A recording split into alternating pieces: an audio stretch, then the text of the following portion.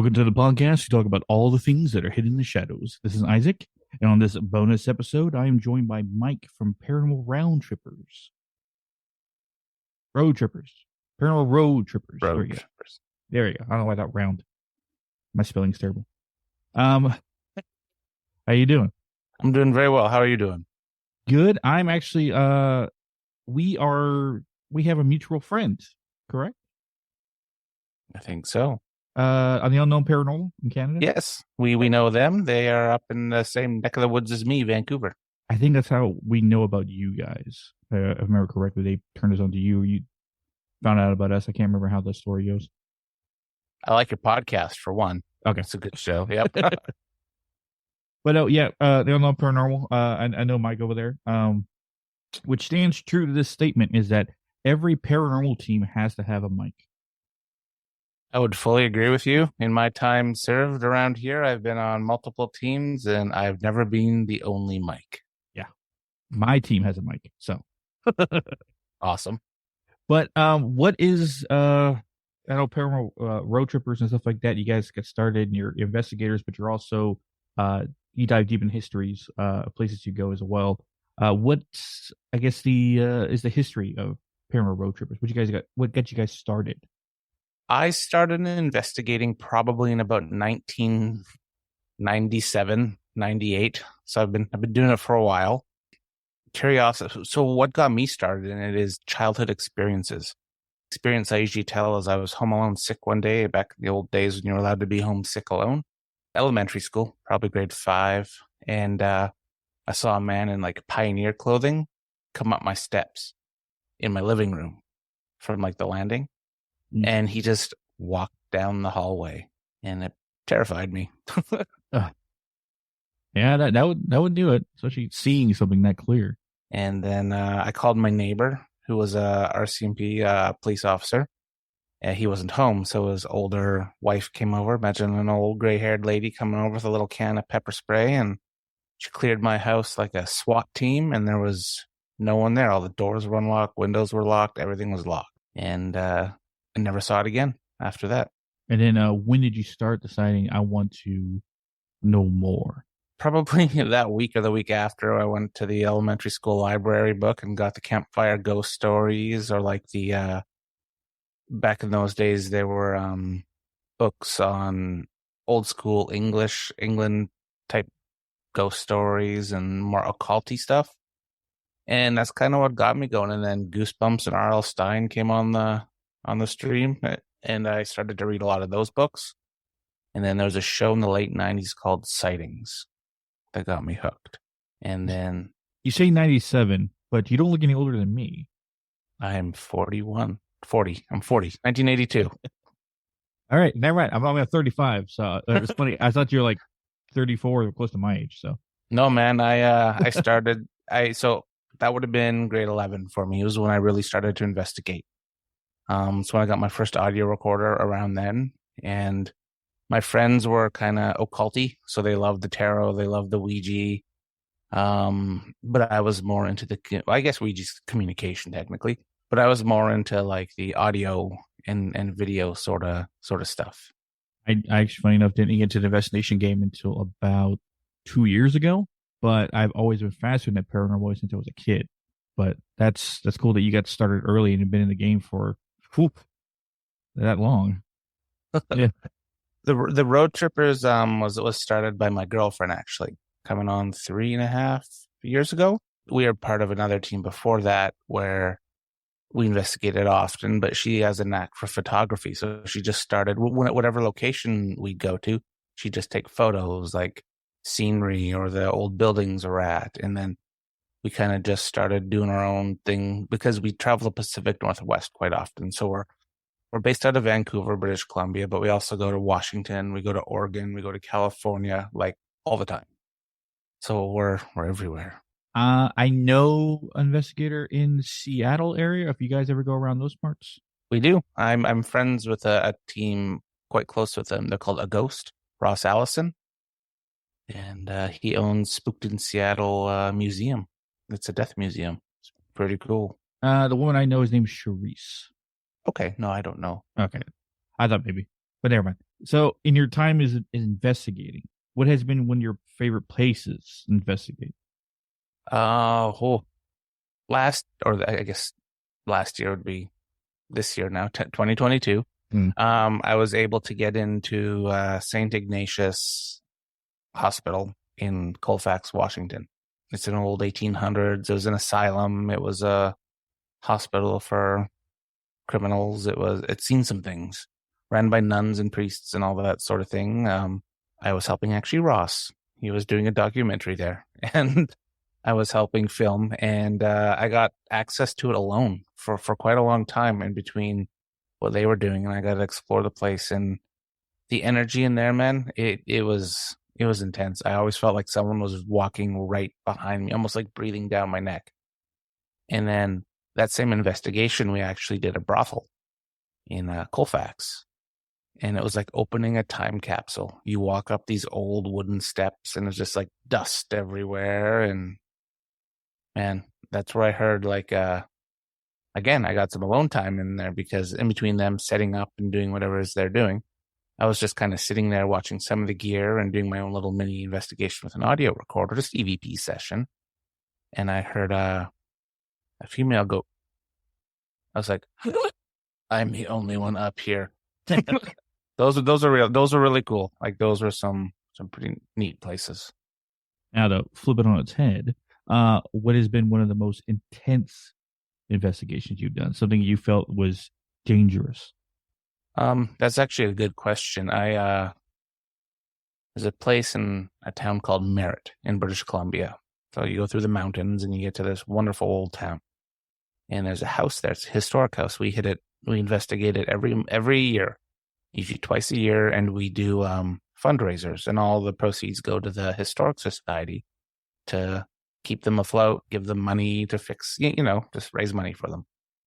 And in 26, no, this will go 2015.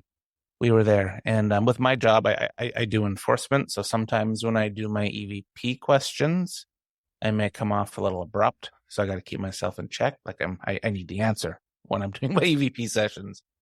And we use psychics. Like we will call in psychics quite often on our investigations. And we had one with us who's very good. He's also a shaman. He's like, Mike, there's a man behind you. He's getting kind of angry. Not at you, just a situation. And I was like, okay. So then I adjusted my EVP questions to, is there anything we can do to help? And what's going on? Why are you upset? All of a sudden, I felt a hand on my neck, and then it squeezed. And there's no one in front of me, technically, right? And it wouldn't let go for a few seconds. And then I just tuck tail and run the heck out of this place and go get sick in the flower bush outside. Mm-hmm. And then when I went back inside, we heard this loud growl. The whole team heard it. It was like a disembodied growl. I fast forward to 2022. Every year we go to this place, we bring often new investigators because we work with other teams. We work with other investigators. One person will always get cranky at me, but they won't understand why and they won't remember why. And then they just snap out of it. Now, you said you felt sick. Do you feel like sick? Are you going to throw up like it was in your stomach? I did get sick. After I felt that on my throat, that was it. I was done. Did they ever determine what was there that was so negative? No. Even with the psychics you had there, they didn't. They detected an upset spirit who wasn't from the house, who kind of drifts around the town. And they don't. It kind of lightened up when we started to introduce ourselves in the daytime and say, "Hey, we'll see you later." So it's more of it's something I'm actually working on and I've been documenting since 2015. Every time I go there, I write everything down, and I have audio and video clips, and I'm trying to get a consistency of what is happening and with who. Because with our team, we're very history based. However, we want to know the answers. Our little slogan is history as a voice, and we want to listen. So if this guy's trying to get a message to us, we want to tell it. But what makes it kind of it's cool. Maybe you can share some insight on it because I know you guys do some cool stuff on your team. But the last time we were there, this would have been in October of this year. We brought Anthony, our historian, out. He's kind of on our team now too. So it's not just my girlfriend and I. We were upstairs. It's just the two of us because we took a radio broadcasting radio station, sorry, through the house, and they did like a live Facebook Live and all that sort of stuff. And then when that all wrapped up, Anthony, he's like, "Can we just go investigate upstairs? Just the two of us?" I'm like, "Oh God!" And because upstairs petrifies me, I'm like, "Sure, Anthony, we can, since this is your first time here."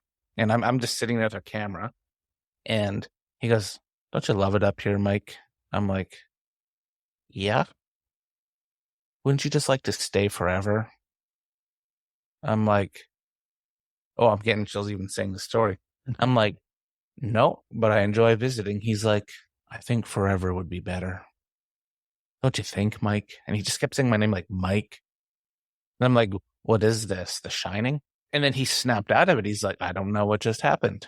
Now, before I give you my analyst so far from clues you've given me, I just let you know it is slightly unfair that what my team does, because we're all psychics, or at least have psychic abilities. So we kind of find things out using what we have in order to figure this out. But before I had the ability that I have now, I had to figure everything out by observing and using some kind of detective work. But what I've perfected in my short time investigating, even before when I was practicing the paranormal, is learning to analyze negativity or figure out dark spirit, evil spirits. What is there? What is it? If it's something extremely dangerous, or is it something to be taken care of with this, that, or anything?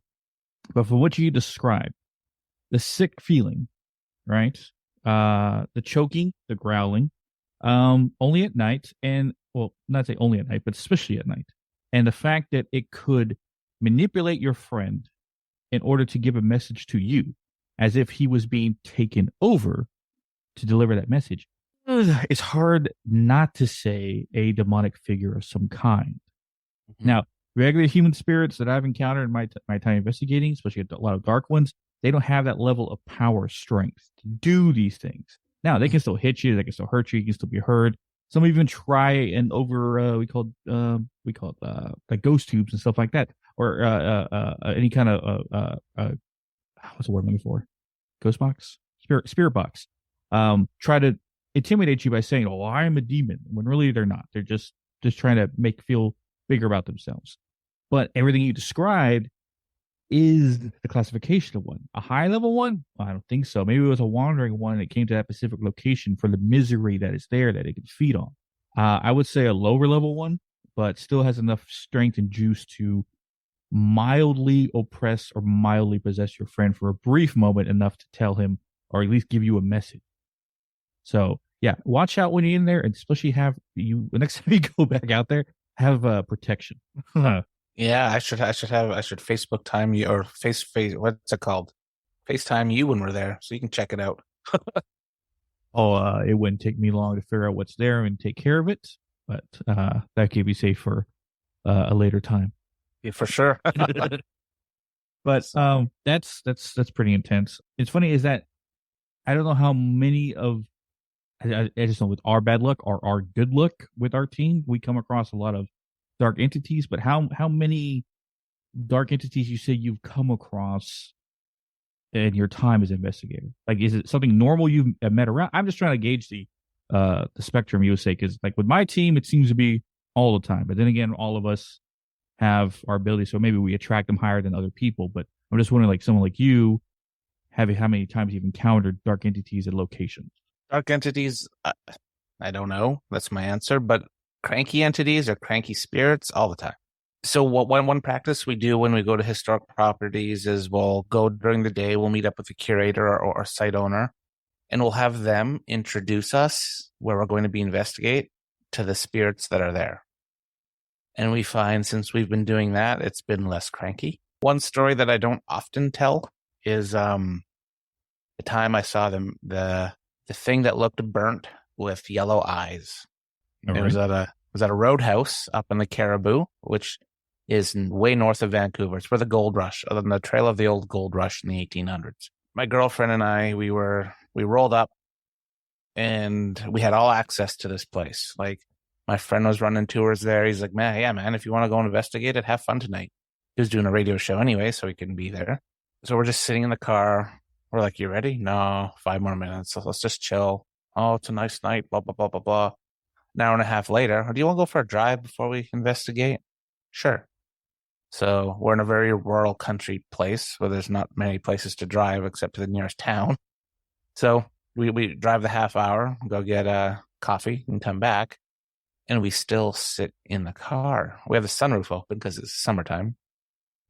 But then we hear in this supposedly locked building, people yelling at each other. We're like, oh crap, did people break in? So my instincts kick in. I'm like, let's roll camera for evidence if there's people in there. And I go do a loud rap on the door. But right before I knock on the door, we hear people inside. Tons of people. And I'm like, oh crap, but the door's locked. There's no way. This is the only way. And this is a building from like 1860s. And so I pop the lock. Oh, I don't pop it. Sorry, I have the keys and I legally unlock it. And nothing but cold, absolute cold.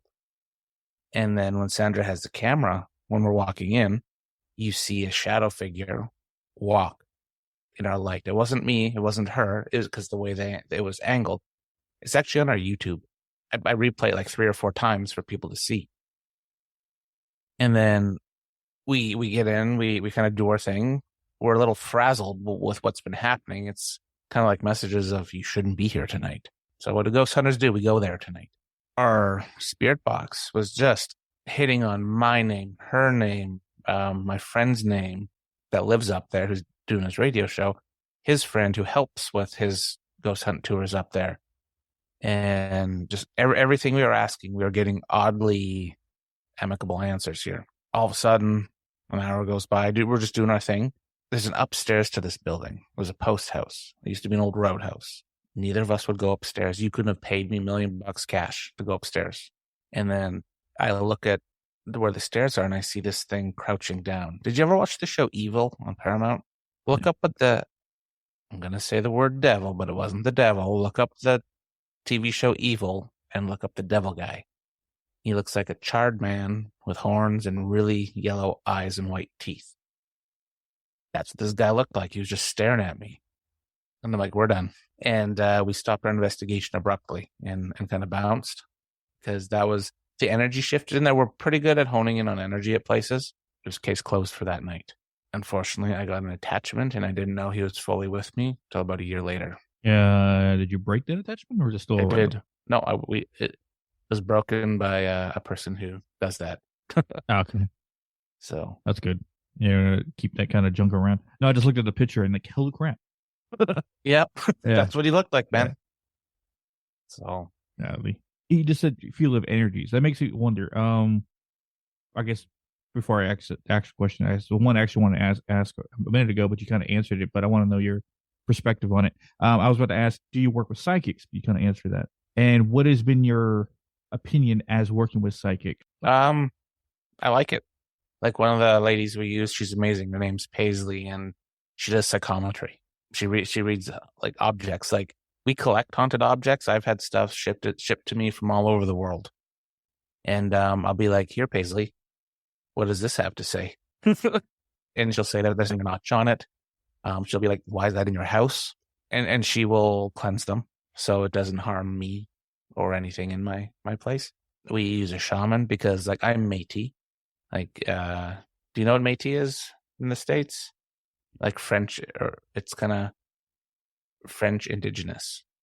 Oh, okay. That's what it is. Yeah. No, we don't have that terminology. I've never heard that before.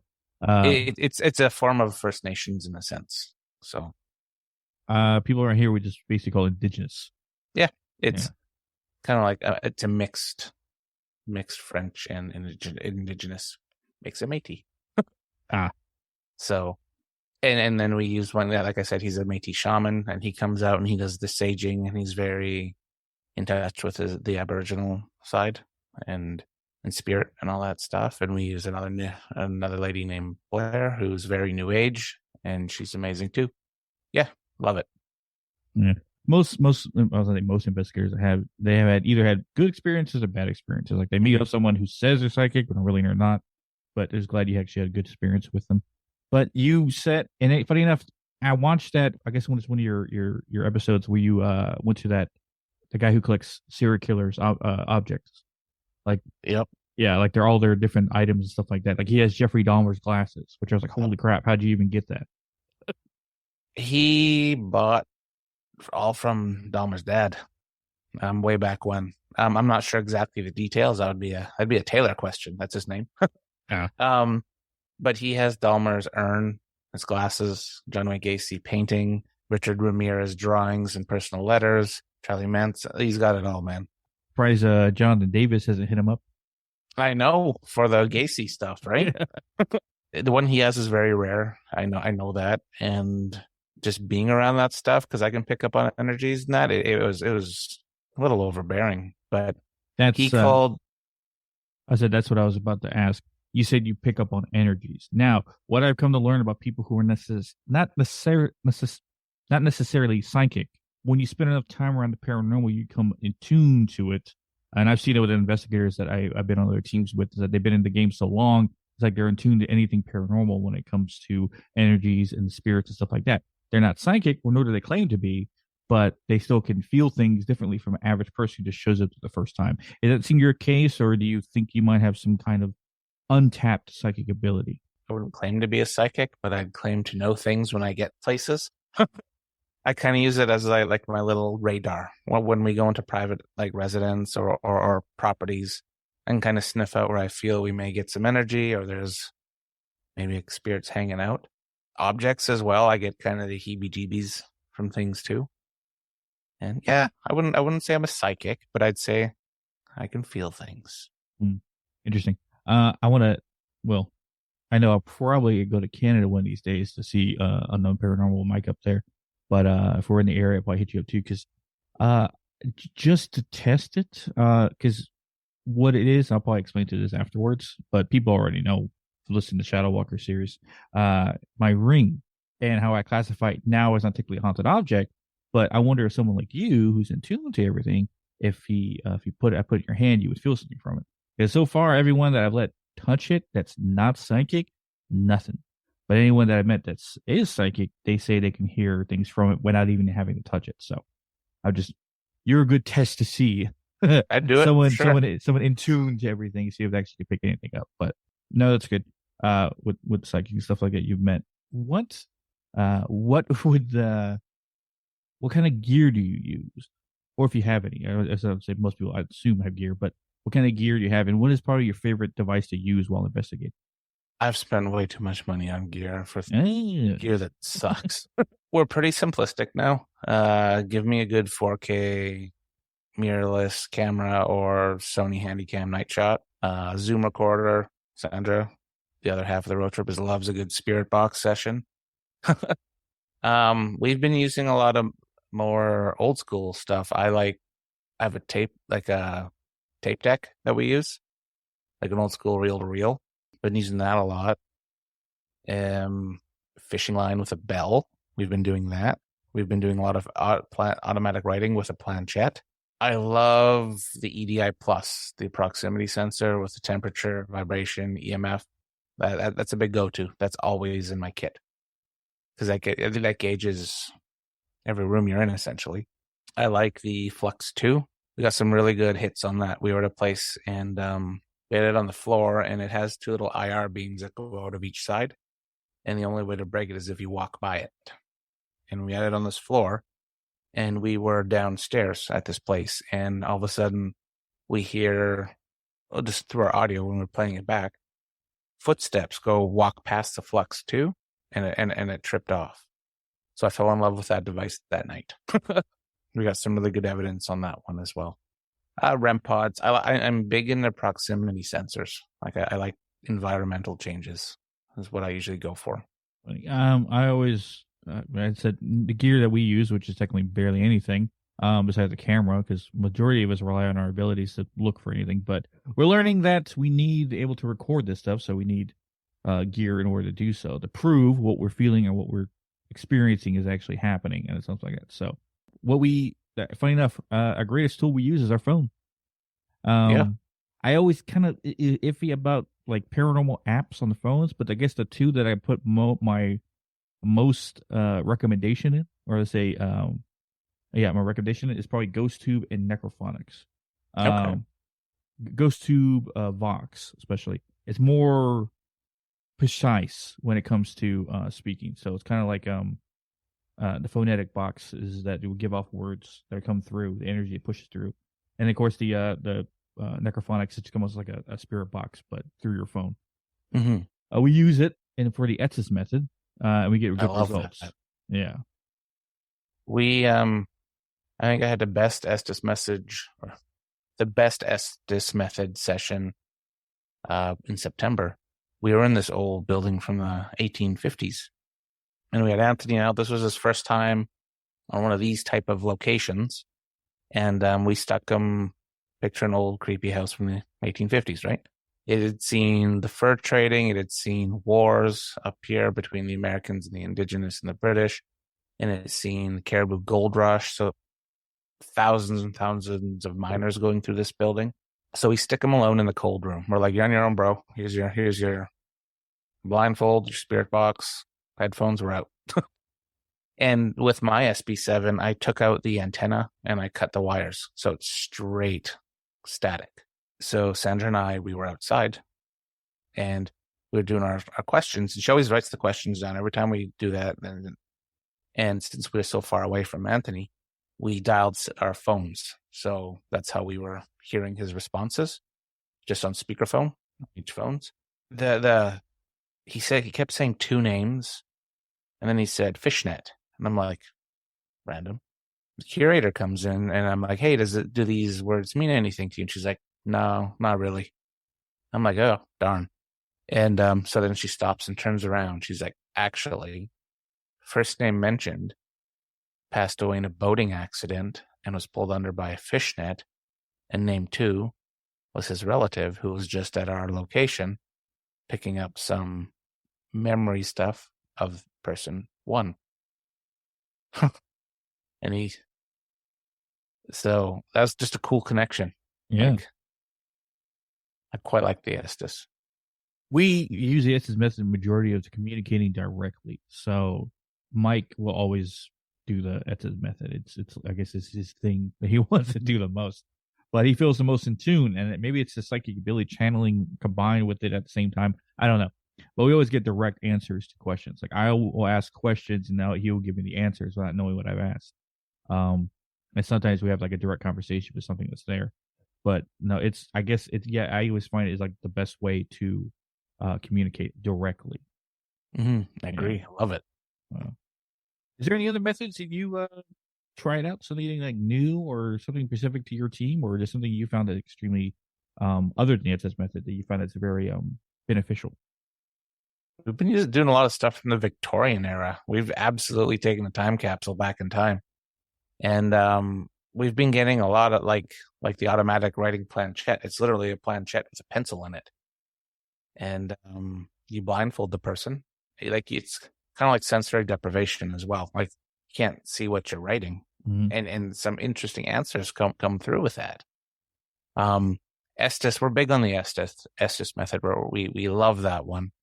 And straight up EVP sessions. We've gotten quite a few EVPs, but we also have body cameras on usually at all times, and we've got a lot of neat responses with that because it's continuous audio rolling. Body cameras? What do you mean? You use GoPros?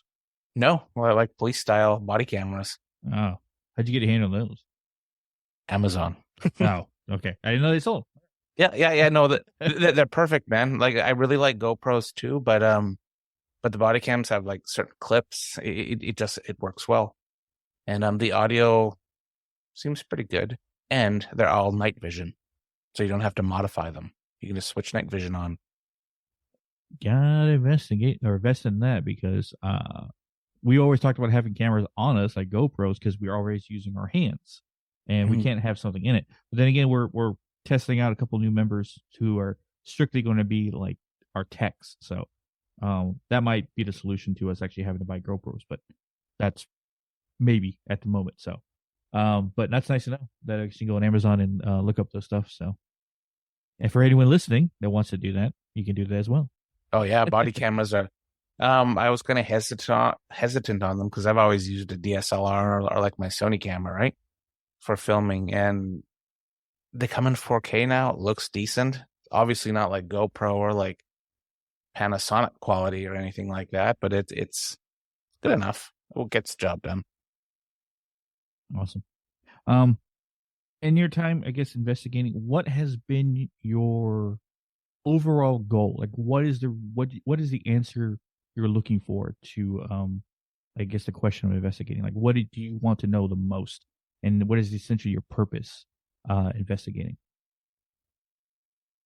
Messages from the other side because we go to so many abandoned towns throughout BC, Washington, and that they all had fun there once. They all lived like you and I, normal bustling cities or smaller towns, and now there's nothing there. Graveyard and like 3 decapitated buildings. What I want to know is, like I said earlier, our slogan is history as a voice, and we want to listen. If I can get a message out for somebody who's passed away, that's a home run for me. But it's also documenting and trying to study the paranormal activity and why it happens. Like I'm big into the why. Why is it happening? What causes it? And all that stuff. It's so complex to why I do it. Like it's not for the clout. It's not for the followers. It's not for the attention and stuff. It's for helping. I love helping people, especially on residential investigations. People call us terrified, needing help.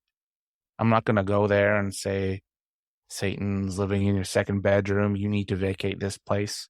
But I'm going to do my best to try and figure out what's going bump in the night at your place and try and give you some sort of resolution. Now, if I can't fix it or clear it, or if that's what they're wanting to like clear things, I know people that'll come in and help them and give them the result they're looking for. So yeah, helping the living and the dead, I guess, is why I'm in it. It's a good answer. And always the ones I look forward to the most because I don't remember if you ever listened to past episodes I had done with investigators, but I've said 3 classifications of investigators. There's always the clout chasers that just doing it for, for fame and it's like that. And they're the ones like yourself who go in with that sense of respect to the dead, still record, still investigate, and try to prove that this exists for other people. And then of course there's my team, but people have already heard enough times me say the speech. So, but no, that's interesting, and it's a good thing to hear because I know with my time as an investigator, it seems to be the main thing. And what has been you talked about helping people residentially. How many residential investigations have you seen? More than I can count or think about.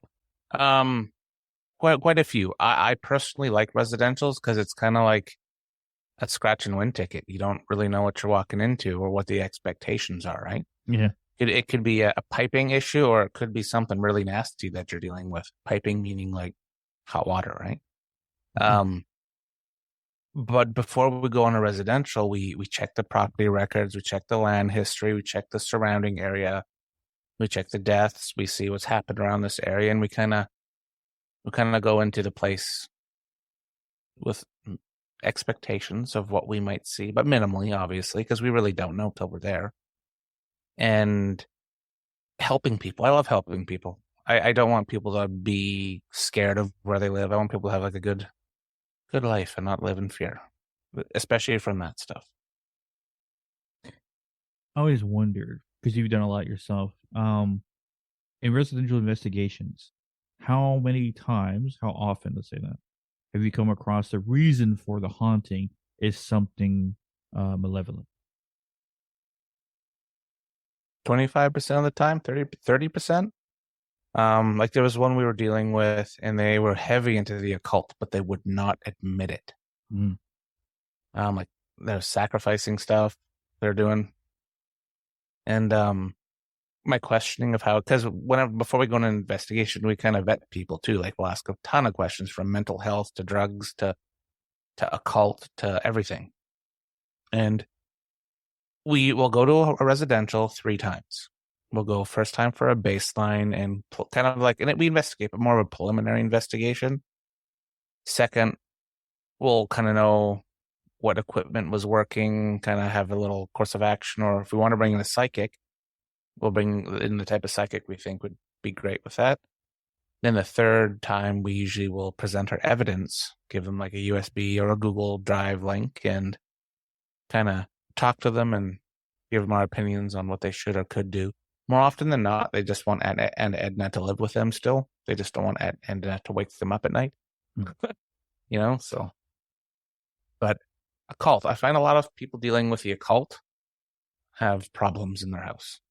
Yeah, if you play with fire, you're gonna get burned. Absolutely. But no, that was interesting. Because I mean, like I said, are just luck or bad luck. But it's funny enough, we haven't done that many residential investigations. Then again, we've only been around for almost 2 years, so it's not like we have a lot of experience so far. But the only time we ever did a resident investigation was dealing with someone who was oppressed. So, oh wow, yeah, so kind of jumped into the fire first gig at someone's own house. So, yeah, that would be terrifying. Like for your like the first residential like that, because it's kind of all right. This is our problem now. Yeah, and it's kind of how you choose to deal with it. But I guess that's a better, at least, thought for people who listen, is that it doesn't happen as much as people think it does. No, with something with dark interior homes, because the majority of the time that we find out from what I've studied and stuff like that, when it comes to residential hauntings, is that it's because someone has been there before the new homeowners moved in, and they change stuff or they move things around and disturb what they equivalent to their own home, and then they start getting pissed off. So there's that moving stuff, they're scaring people to try to get them out of their house. Which is funny enough, funny story that Mike on our team who dealt with a investigation when a previous, like 2 previous scenes before the current one. And he said it was an old woman that got upset with this young couple that moved in because they tore down her garden that was originally built in. And she caused some problems. They figured out the problem. So what they did, compromise, was that the old woman would leave them alone if they had a garden built there. So they did. They built a garden. They tended to it. She would check in every now and then, but most of the time she basically just didn't bother them. That's all she wanted. That's awesome, and that's like a happy end. Yeah, she didn't move on though, but I don't think she ever wanted to. And that's what I seem to come find out when you do investigations to certain locations. Crossing people over, is that something you've been part of, seen, or I guess heard of? Like you're not heard of, but have you been part of in your investigation? I don't do that. But again, like we know psychics we'll go do that. We'll go help with that sort of stuff. So yeah, I've observed it. I've seen it happen, and it's pretty intense to watch people do that.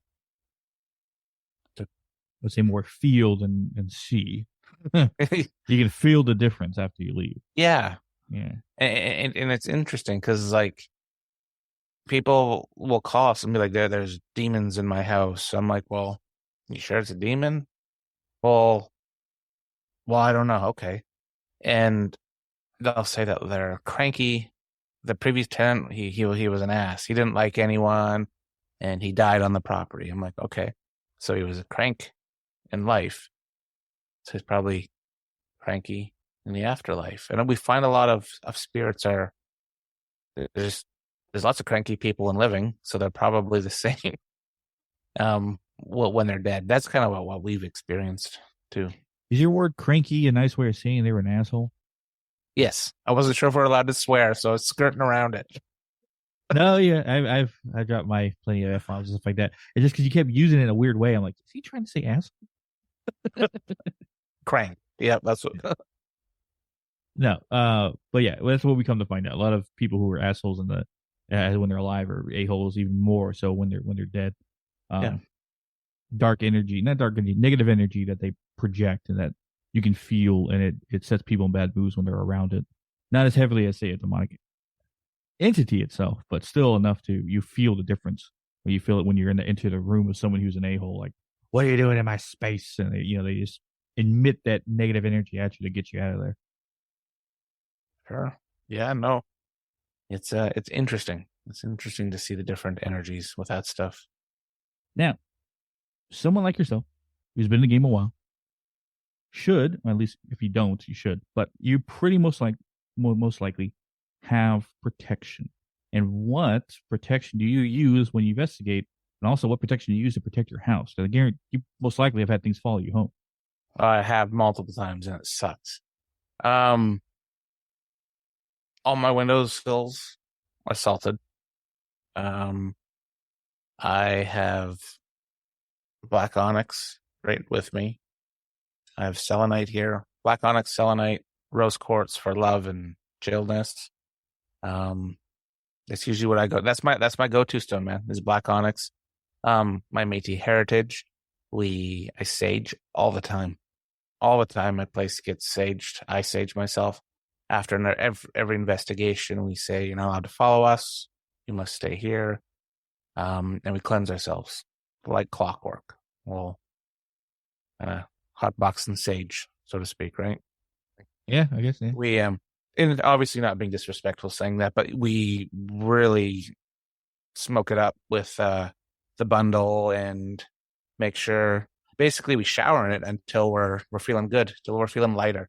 Because when you leave a location, you feel heavy a lot of times, right? Depending on the negativity levels and whatnot.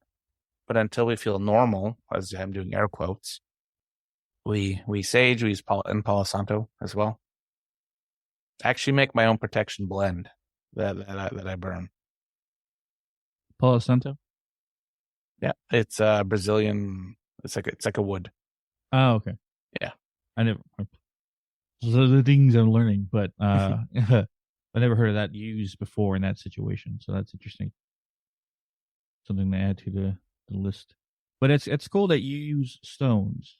Most people I've met use stones as well. It's funny. I never cared. Well, never cared. I never put too much stock in stones and rocks and stuff like that until after I became an investigator, and then I saw what happened to the stones during an investigation. How they would crack. How they would absorb so much energy being on me, or even wearing a bracelet and stuff like that. So I was like, okay, this is real. So I put more stock in the stones from then on.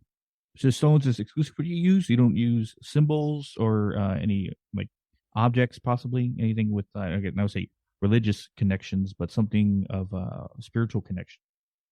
No, I'll also offer tobacco on traditional lands or any of the lands we go to. Be like, thank you for having us here.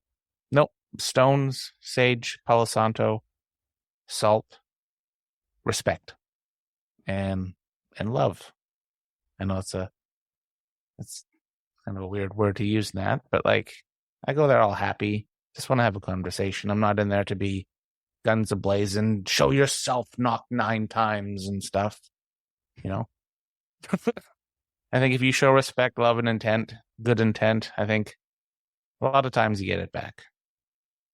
And I guess one of let's check the timer. One, I guess my final questions. I guess who has, or say this: is there any paranormal investigator famously known that you take, I guess, inspiration from? Like you want to aspire to be them, or there is none because you think they're all. I can't say I talked to a lot. Ah. That's a loaded question. Brandon Alves, he's an amazing innovator and he's very progressive in our field. I quite like him. I've had a lot of conversations with him on his techniques and the type of gear and analyzing he does. Ross Allison out of Seattle is a great guy as well. Hans Holzer, if you want to go into back in time again. There's a lot of good guys out there. If you take the TV aspect out of it and you just look at the bare bones and what they're doing a lot of the times, some of it's good. Some of it's good. Yeah, because me and my team, we always quote the Warrens for everything they've done, and especially what Lorraine Warren always said about how people have the police to call when someone committed a crime. They go to the doctor when they're sick. They have no one to call or no one to go to in situations when they're dealing with the paranormal. But that's where we come in. I like that. Yeah, that mission statement is kind of what we apply to our own when it comes to dealing with these things. Because a lot we have the capabilities of dealing with these things more than the average person when it comes to investigations, giving them the actual answers to the questions they're looking for about figuring out what's going on. So that is what I guess we strive for as an investigator. But most investigators I met are in that same boat. There's only a few I ever met that only do it for. Speaking of which, I guess the answer I was kind of fishing for is what are your thoughts on Zach Bagans? Well, he's got 26 seasons and about a dozen specials, so he's doing something right. That is my political answer of the evening. All right, that's safe. That's safe enough. Yeah, no, you do you in this field. You can see the show has changed a lot throughout the years, and he's changed what they're looking for, and I think things get darker and darker every season for him. But what do I think of Zach Bagans? He's 26 seasons in. But again, he's more the TV side of things than that. So he's doing something right in his land, right? So again, that's my second political answer of the night. No, he's a polarizing character among investigators. I bet some people like him. They were fans of the show. He was the reason why they got into investigating. Some people are like, I don't know, he's a fraud, or he just does it for being famous. So I always like to hear someone's answers on it, because like he's like the most known name in paranormal investigating right now. If you ask some Joe Schmo off the off the street, like, oh, paranormal investigating, oh, like Ghost Adventures, like that's the first one to go to. And if they're a little older, it's always Ghost Hunters. But I don't mind him. Well, like he's doing his thing. He's out there. He's got his museum. I'm going to Vegas for a paranormal thing in May, and I'm going to hit up the museum because why not? Yeah. Like I got a bunch of haunted objects too that I collect, but like he's got the mecca of the haunted objects. So I've heard that he is bought from the Warrens Museum. Oh wow. That's another place. That's a bucket list place too that I'd like to. Apparently no longer exists. The son, he moved everything, or he sold things off. Yeah, the son-in-law, sorry, is what I last heard. Like the museum no longer is there. Everything that was there has been moved away to another location, or supposedly he sold some things off. I don't know, but yeah, he doesn't have a good name amongst any Warren fans. Let's say that. Mm-hmm. Yeah. Mm-hmm. But before I patter on about that stuff, go ahead and let you go here. Where can everybody find you? You can find us on Instagram at the Paranormal Road Trippers. You can find us on Facebook at the Paranormal Road Trippers, and on YouTube, the Paranormal Road Trippers. Awesome. And you have like weekly episodes you guys post out, or is it just like once a month? Or for our videos, we're going to be going pretty hard. We have a lot of locations that we're going to be doing starting in January, actually, in Washington. And usually we'll probably be doing 1 a month, 2 a month. I do podcasts as well. Like I do Spaced Out Radio, and I do Mystic Moon Cafe. And then there's a third one that I'm going to join on in 2023 as well. And busy guy. And then I got to go to real work. But I do appreciate you coming on. It's awesome. Yeah.